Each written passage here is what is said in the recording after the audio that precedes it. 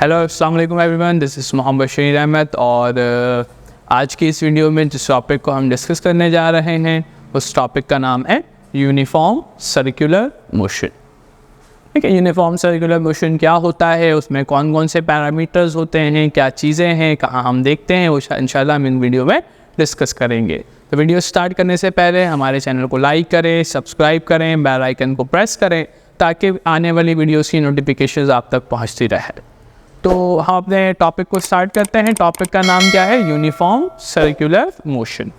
Circular motion तो हमें पता है कि जब कोई भी बॉडी हमारे पास कोई एंगुलर पाथ में रिवॉल्व करना स्टार्ट कर दे उसे हम क्या कहते हैं?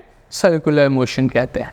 तो एक ऑब्जेक्ट है, उस ऑब्जेक्ट को हम सर्कुलर ऑब्जेक्ट में सर्कुलर रोटेशन करवा देते हैं। भाई हमारा एक ऑब्जेक्ट है जो सर्कुलर मोशन परफॉर्म कर रहा है।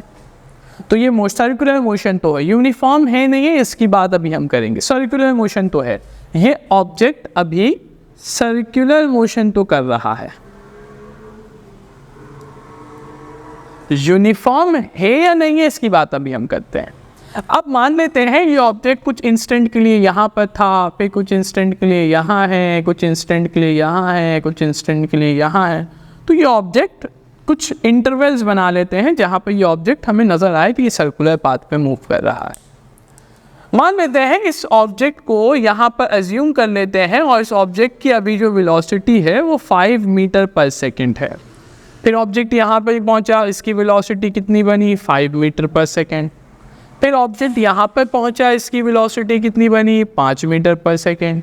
फिर ऑब्जेक्ट यहाँ पर पहुँचा, इसकी वेलोसिटी कितनी बनी? 5 मीटर पर सेकेंड। वेलोसिटी कितनी बनी? 5 मीटर पर सेकेंड। वेलोसिटी कितनी बनी? 5 मीटर पर सेकेंड। वेलोसिटी कितनी बनी? 5 मीटर पर सेकेंड। तो हमें नज़र आ रहा है कि through out this circular motion body की जो लीनियर वेलोसिटी है वो चेंज होती हुई नज़र नहीं आ रही। तो अब इस सर्कुलर मोशन को हम क्या कह सकते हैं? ये सर्कुलर मोशन हमारे लिए कहला सकता है यूनिफॉर्म। क्या कहला सकता है? Uniform circular motion. क्योंकि throughout the circular motion body की जो वेलोसिटी है, कौन सी वेलोसिटी? लीनियर वेलोसिटी, वो चेंज होती हुई नज़र नहीं आ रही। तो हम कह सकते हैं कि बॉडी परफॉर्म कर रहा है यूनिफॉर्म सर्कुलर मोशन।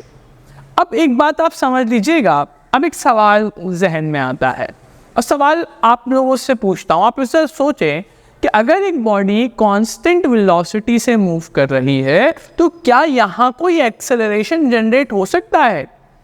एक्सेलरेशन की डेफिनेशन क्या पढ़ी थी हमने? Change in velocity.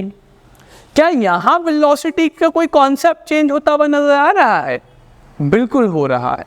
जब बॉडी हमारे पास रोटेट कर रही है, वेलोसिटी कैसी क्वांटिटी है? हमने पढ़ रखा है, वेलोसिटी है वेक्टर क्वांटिटी।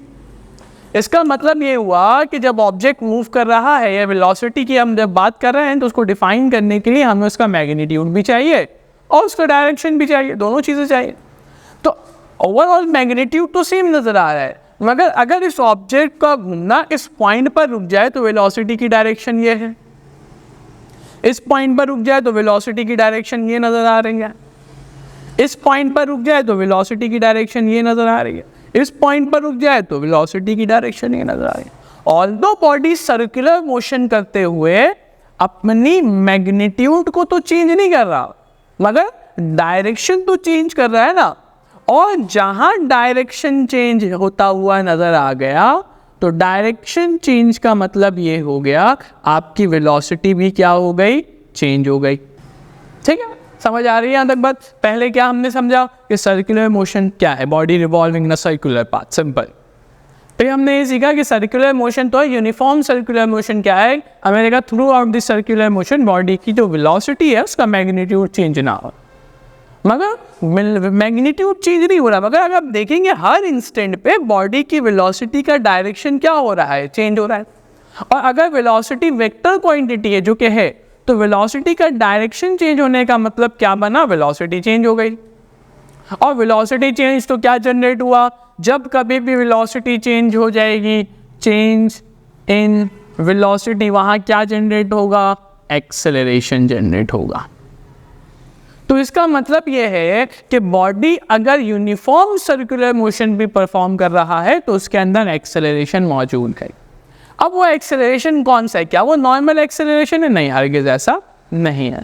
जब कभी बॉडी सर्कुलर मोशन करे, यूनिफॉर्म सर्कुलर मोशन करे, उसकी वेलोसिटी का डायरेक्शन चेंज हो तो वेलोसिटी चेंज होगी। वेलोसिटी चेंज होने से जो एक्सेलरेशन बनेगा उसे हम कहते हैं सेंट्रीपिटल एक्सेलरेशन। उसे हम कहते हैं भाई सेंट्रीपिटल एक्सेलरेशन। तो एक टर्म्स तो आप ये समझ लीजिए कि हमारे पास सर्कुलर मोशन के अंदर जो एक्सेलरेशन होता है उसे कहते हैं सेंट्रीपिटल एक्सेलरेशन। सेंट्रीपिटल एक्सेलरेशन क्या है? Change in velocity. मगर वेलोसिटी का क्या चेंज हो रहा है? डायरेक्शन चेंज हो रहा है। ये वो एक्सेलरेशन है जो बॉडी के वेलोसिटी के डायरेक्शन चेंज होने की वजह से बनता है। उसे हम क्या कहते हैं? सेंट्रीपिटल एक्सेलरेशन, जिसकी डायरेक्शन क्या होती है? क्योंकि हमने कहा वेलोसिटी क्या है हमारे पास? Vector quantity. सेंट्रीपिटल एक्सेलरेशन हमने पढ़ रखा है। वेलोसिटी कैसी क्वांटिटी है? Vector quantity. उससे बनने वाला जो क्वांटिटी है एक्सेलरेशन वो भी वेक्टर क्वांटिटी होगा। तो जो सेंट्रीपिटल एक्सेलरेशन होती है उसकी डायरेक्शन होती है ऑलवेज टूवर्ड्स द सेंटर। हमेशा जिस सेंटर, जिस एक्सिस ऑफ रोटेशन के अराउंड आपका ऑब्जेक्ट घूम रहा है, सेंट्रीपिटल एक्सेलरेशन की डायरेक्शन हमेशा उस तरफ होगी।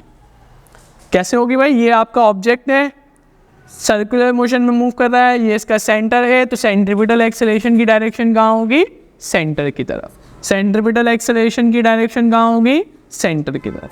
तो सेंट्रीपिटल एक्सेलरेशन क्या है? सेंट्रीपिटल एक्सेलरेशन हमारे पास वो एक्सेलरेशन है जो बॉडी के डायरेक्शन चेंज होने की वजह से बन रही है, और उस सेंट्रीपिटल एक्सेलरेशन की डायरेक्शन हमेशा कहाँ होगी? Towards the centre. और उसका फॉर्मूला हमारे पास क्या होगा? AC is equals to v²/r। अगर आप इसको देखेंगे फॉर्मूला क्या बन रहा है? AC is equals to v²/r means the velocity, जिस वेलोसिटी से ये मूव कर रहा है, और ये r का क्या मतलब हुआ? r का मतलब हो गया यहाँ पर रेडियस। जिस सर्कुलर पाथ में वो रिवॉल्व कर रहा है उसका जो सेंटर से सर्कमफेरेंस तक का फासला होगा उसे हम क्या कहेंगे? रेडियस। तो इन दोनों का रेशियो क्या कहलाता है हमारे पास? Centripetal acceleration.